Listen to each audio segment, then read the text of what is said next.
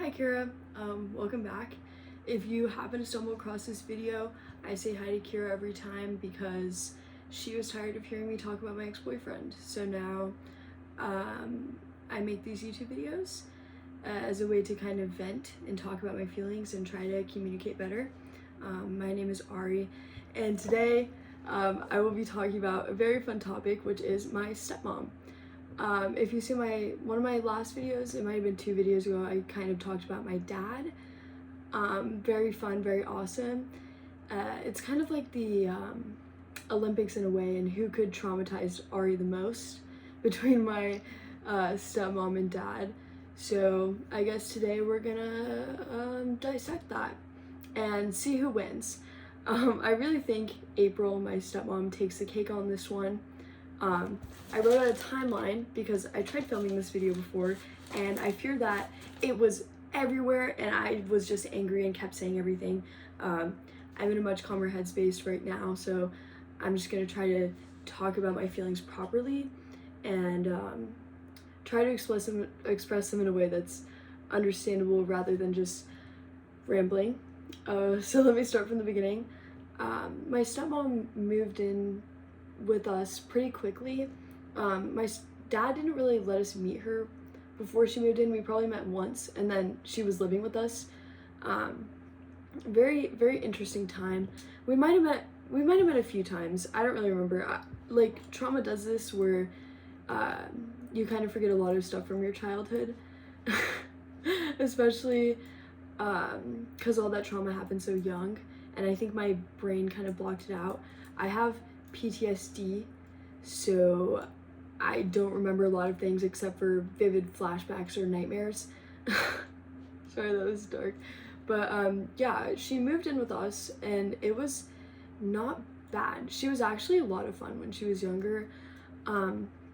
We were pretty close. We would talk about a lot of things.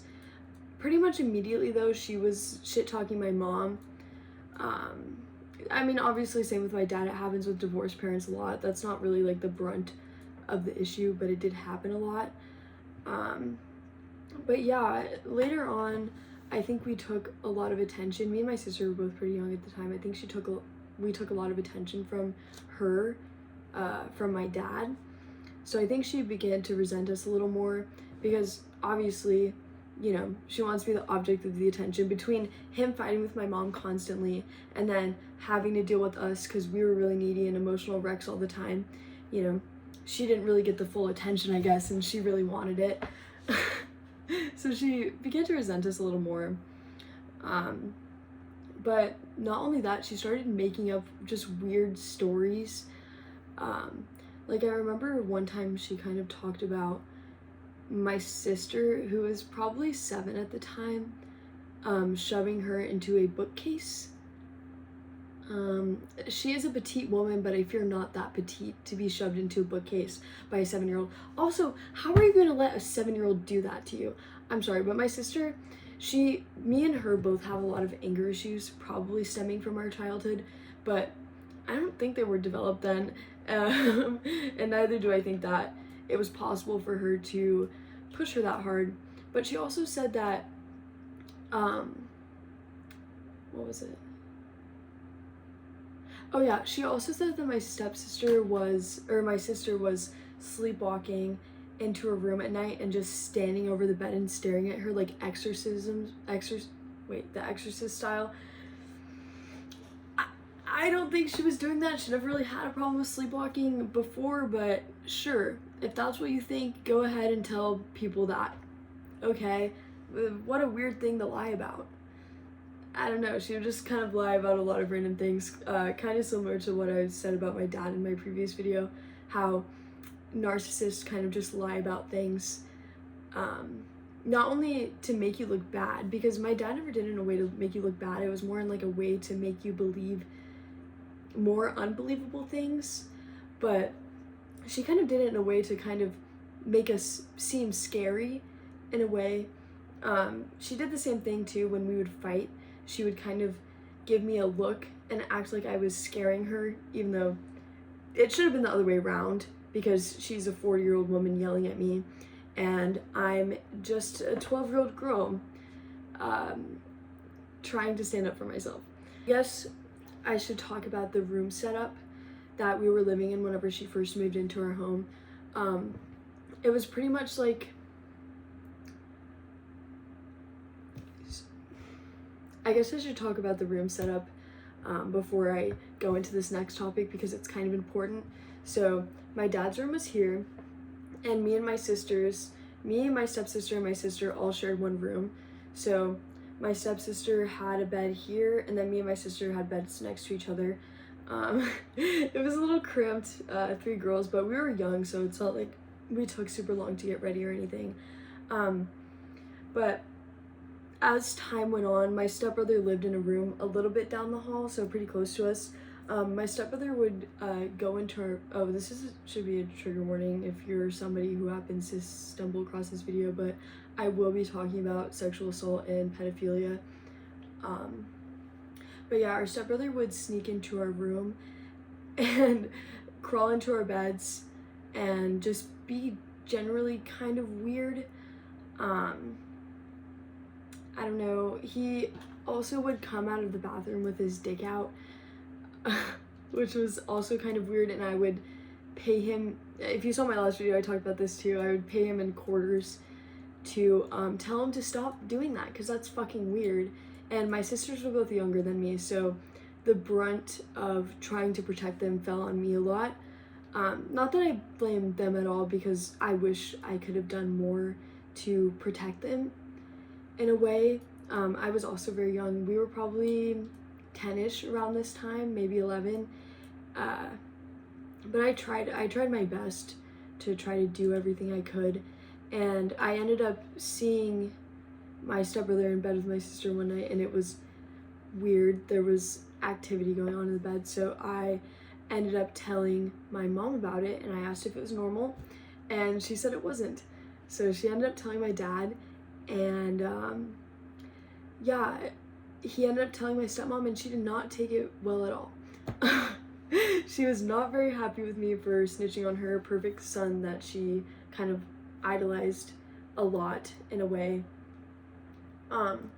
It was kind of like, I feel like she's like a boy mom. A lot of boy moms do this, where they kind of raise the son that they would want to date, I guess. So they will just put them up on a pedestal and kind of think that they could do no wrong. Also, in like a narcissistic household, there's always, you know, the golden child, the scapegoat, the forgotten, whatever. Like there's always like children play a role in a narcissistic household, and he was the golden child who could do no wrong. But yeah, I ended up telling my mom about it, and we were supposed to have a family meeting, which never occurred, but they ended up telling my mom that we did, and my mom asked me about it, and I said yes, because I didn't want to face any more hate from my stepmom or abuse from her, because it caused a rift between my entire family whenever I mentioned that these things were happening. But you know, obviously my dad was going to stay with her because he didn't really think there was anything wrong with it, and neither did my stepmom, so they kind of thought I just wanted attention. I don't know what I would have gained from that, but yeah, so then, you know, the resentment builds up a little bit more, because obviously, like, my mom was really weird about us being home alone with him and everything, and eventually we were, oh yeah, to add on top of that resentment, she worked at the apartment complex that me and my mom were living at, which of course my dad ends up dating her out of literally anybody else in the entire world. But yeah, he ends up dating her, and she tries getting us evicted and then gets fired. Obviously, duh, she threw away our paperwork, so the management found out about it and obviously got her fired. But yeah, that just means resentment builds up a little more. This was whenever my mom started making more strict rules about my stepbrother, because my stepmom started working a different job that wasn't in my apartment complex, so she just couldn't like pick us up after school because we would ride home to our mom's house and then she would take us to her dad's after work. And my mom started making more and more rules about us being home alone with him because she didn't want anything bad to happen within the 2 hours between us getting home and, you know, my parents coming home. So I think these rules kind of aggravated her more. I was in middle school around this time, and the middle school was right next to her job.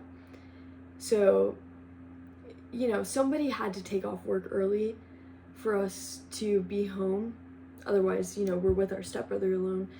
So that really drove a wedge in between everybody because she hated me because of it. April hated me because of it. And it made me hate my mom because my mom is making all these rules and my parents are punishing me for saying something years ago about something I should be able to speak up about. But yeah, she starts telling me like it's my fault or it's my mom's fault that we can't, you know, hang out in my room and play video games, or we can't do things that normal kids do, like, you know, come home and play games and stuff because, you know, my evil mom is trying to stop something bad from happening. But yeah, my mom was trying to obviously put preventative measures because my dad and stepmom weren't doing anything about it. And I eventually told her that we never had a family meeting. So, you know, she wants to keep us safe, and I understand that now, but back then I hated her for doing that because it caused me all this stress. Eventually, April came to a breaking point from finding out, you know, she was obviously letting us go home with my stepbrother and being home alone. And my mom asked me, and I was honest to her about it. And yeah, my mom was not happy, and she is blowing up my dad's phone and saying all this shit like, you leave your children home alone with a pedophile, whatever, which, like, I mean, she didn't say that exactly, but she was like, I don't want them home alone with him because something bad could really happen, and I feel like something bad will happen, and the girls won't be able to tell me because, you know, like, just reasons. But yeah, so eventually we come to a breaking point, and we're driving home one day. Or no, we were driving to school. I talked about this in my last video, but just kind of give you a more clear timeline of things that happened. We were driving home one day, and oh my god, we were driving to school, and April was upset, and I asked her what was wrong because you feel like you have to. I would do this often when she was in one of her moods. One of her angry moods, instead of being happy, which she often wasn't, or happy with me at least. She would kind of do it where, like, she would be very cold with me, and then like 5 seconds later she would see one of her kids and be like, oh my god, hey, I'm so happy you're home, whatever, like, do you want me to cook you something? She never did that with me or my sister. She also physically abused my sister at this point, because she was the, you know, more so the victim of my stepbrother, so obviously she gets the brunt of it. She was more of like the scapegoat, I think. But yeah, so we're driving to school, and I asked her what was wrong, and she said that your mom thinks my son is going to molest you. Cool, what a good way to start a morning. So obviously keeps going on about it and saying, I was sad, I was quiet, I was stunned, because who the fuck says that to a little girl? I understand that there's stress that comes with that. I think she didn't do a lot to protect us. I don't think she really cared. I think she was in denial about everything, which I try not to resent her for, but I do. because it was years and years of abuse, and I'm going to get into that, but years and years of abuse for something that I made up or I snitched on him for. And later I got proven right. So, yeah, I go into school, I'm crying and everything. And that was a fucking terrible day. It was a rough day. And then she started, the abuse kind of ramped up. There's this thing that I like to call bedroom time, based on like my past experiences with her, where basically it was pretty much every weekend, like clockwork, or maybe like even on, weeknights, but it was mostly on weekends, where she would kind of isolate me in my room while my dad wasn't there specifically. I was really scared to be home alone with her because I knew that bedroom time was coming, and I knew there was going to be something said. And she would kind of just pull me in a room and tell me, kind of yell at me and say, like, your behavior was terrible this week. You ruined our entire week with our family. I try to have one good week and it keeps getting ruined by you. Just shit like that. Or like, kind of yelling at my face and like grabbing it like really hard when I had like braces and shit.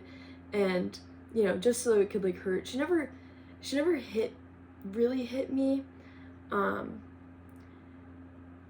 She had threatened it a lot. It was more so like grabbing me really hard, or just stuff like that, or like pulling me or pushing me into things. It was never directly hitting, which is weird because she did it to every other kid in that household. I think that she kind of knew that I would tell my mom if she did that, or I might hit her back or something. I don't really know why I was spared from being actually hit, but I was. But bedroom time was always very scary, and I hated it. I didn't want my dad to leave because I knew that shit was going to happen. And I tried telling my dad about it. I told my dad about everything, about the yelling, about the pushing, about, how much I didn't want her in the house, or how much I didn't want to be alone with her. And he just would be like, oh, well, she's a hard ass, that's kind of like what she does. And that was kind of hard for me to hear, because the one person that's supposed to protect me from those situations, I obviously couldn't tell my mom about it because she would take me away from my dad's house, which would be a whole thing, because, as much as I hated her, I loved my dad, and I still do, even though he wasn't a good dad. I love him very much. And as a kid, you don't really know what to do when it comes to that sort of thing, because it's like, it's going to cause a whole mess of problems. And I also didn't want to leave my sister in that house alone, because she was the one getting the actual beatings, and she would do it less when I was there, or I would say something to her. But yeah, so eventually her great-grandma was kind of, or I guess her grandma was on the rocks for a long time. Her health had very steadily declined. We went and visited her a few times in the hospital, and it was clear that she wasn't well, and she eventually passed. And obviously me and my sister had to, I guess the whole family, but my dad is pretty emotionally unavailable, so she would often lean on me or my sister to kind of give her emotional help, because she wasn't getting it from my dad. So we would kind of have to be there for her when she would be like fucking sobbing, and the only thing I could be thinking was, God, this bitch wants fucking attention so bad that she's crying. I mean, obviously, it wasn't like that way, but I hated her. Like, there would be these beautiful times where she would show me so much love, and a lot of the times when she would show me love was when I was being overly nice or behaving in a way that she wanted me to behave like sitting there and being quiet, or, you know, doing things for her, like doing her favors, or just stuff, like agreeing with her about things, or defending her in situations, or like telling her like I'm sorry, instead of, you know, being upset with her, just being like, oh, I'm sorry, like please don't give me the silent treatment, like please just tell me what I did wrong. Then she would love me, or be, you know, proud of me, or want to talk to me. But pretty much besides that, not really. But yeah, so we went to the funeral with her, and that was such a weird time because, I mean, you know, she would constantly be a source of abuse to me, and now she's making me walk up to the open casket with her while she's grabbing onto me, shaking and crying. And, you know, I have to sit there and, you know, be that support for her, even though I'm 14 probably at the time. I think that's how old I was. And, you know, she still resents me for my stepbrother. I guess the title of this video, I already made one, is going to be change your shorts, stepmom rules. She would do that. She had a lot of weird rules after the stepbrother thing. Like, she would tell us we can't wear shorts around the house because there's men here. I think a lot of women have experience with that. Or wouldn't let us wear bras. Or a really weird one, wouldn't let us wear tampons because she said that until you're having sex, you don't need to wear tampons. I have a very heavy flow, so I needed to wear a tampon and a pad. And she would check the trash can to make sure we weren't wearing them, which was super fucking weird. But anyways, yeah, I had to be this source of emotional help to her, and seeing her that vulnerable was interesting. It was weird. It made me realize kind of how human she was. Before, I kind of saw her as this like unmovable force that was emotionless, unless, you know, I was doing something wrong. Kind of just like something that's always angry. But I saw her crying, and it just broke the ideas I had of her. And the abuse stopped a little bit after that because I realized she was kind of weak in a way. Not weak, but weaker than I thought. And I think when it fully stopped was after my stepbrother got arrested for being a pedophile. If he's in your neighborhood, report him. He is a sex offender. And I was in high school at the time, and she lost her shit after that because her perfect son actually turned out to be a pedophile, and it turns out I was fucking right about everything, and nobody fucking believed me when we were kids. And, you know, that was her main source of hatred for me, was kind of, you know, hating me for lying about her son. And turns out Ari was fucking right the entire time. So, you know, she lost her shit after that. Her earth was completely,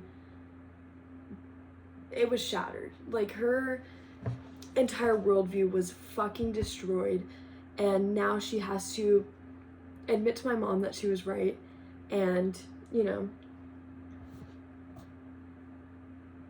she hates being wrong, and it turns out she was wrong.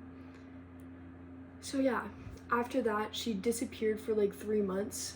We didn't see her. My dad was here with us, trying to like support us through everything. She left her kid, her other kid, my stepsister. She left her and my stepbrother, or my half brother, sorry. He's very young he was very young at the time. He was probably around like 3 or 4. And he's left to deal with 4 kids all by himself, which is a hard task. Me and my sister and stepsister really had to step up at that time to help take care of my stepbrother, and also, you know, make sure my dad doesn't kill himself. because he was extremely depressed at the time because he loses 2 family members. I mean, obviously we were too, I was kind of happy that she was gone. I wanted her gone for good. I worked my ass off to make sure my dad didn't take her back. But all of a sudden, we wake up one day and she's back. And she is recording my dad fighting in front of the house, acting like my dad is going to beat her and shit like that. Trying to kind of, she really needed money at the time to get bail for my stepbrother, so I think she was trying to like rev him up to try to get some form of compensation out of him. I don't really know, but that night was a fucking shit show. I ended up telling them about when he exposed himself to us when we were kids, and she just told me I was lying, and I was like, whatever, fuck you, bitch. At this point, it's kind of undeniable, but she was like, why didn't you bring it up before? And I was like, you guys didn't fucking believe me when I said the bed thing. Why would I have ever brought that up before? But yeah, I started, instead of apologizing to her and taking her shit, I think I started to be more angry and resentful towards her because she fucking abandoned us when all of us were at our lowest points, you know? And my dad is left to take her back because he has a kid with her now. And she's saying, well, if you don't take me back, I'm taking my son with me, and who do you think is going to win in court? So, you know, I just hated her, and she would try to yell at me, and I would just tell her that she was a piece of shit that abandoned her family, and, you know, I would yell at her back. And I think that's really what stopped it. I was too old for her to hit me. I was 16. Way too old for her to be grabbing me and pushing me and shit like that.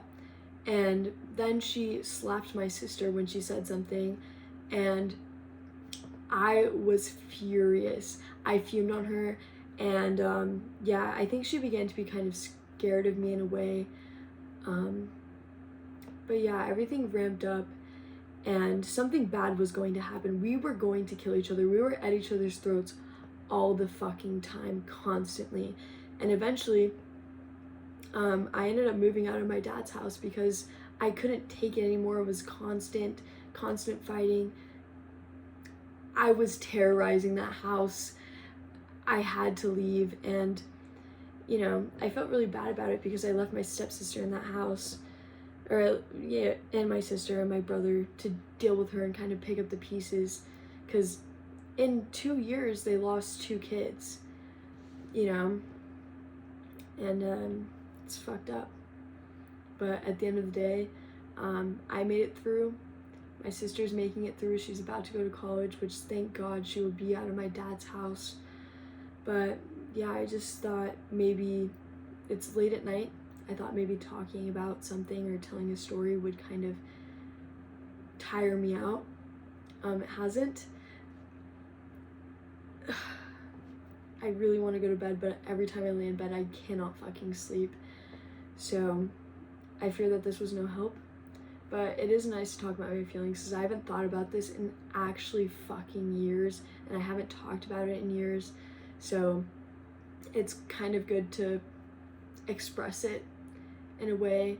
I don't think I got into everything because some of it is more hard to talk about. But yeah.